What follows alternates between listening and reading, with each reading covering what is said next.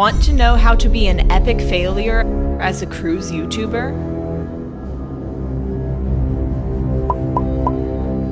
That's right, all those other YouTubers talk about how to be a success. But today, I'm getting real. I'll share with you my top way of becoming an epic failure on YouTube as a cruise content creator. It is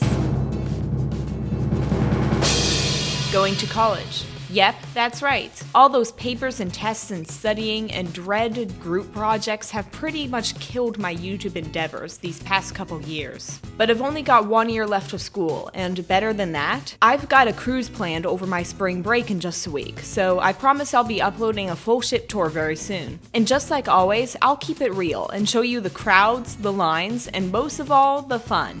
So please, if you haven't already, hit that subscribe button so you won't miss it. In the meantime, I can't thank you enough for sticking with my channel while I've been away at school. I feel very grateful to have the opportunity to go to college, so I'm trying to soak up as much learning and experience as I can during this time. But I promise I'll try to be better about posting, and I'm so deeply thankful to all of you who are my subscribers. Love you.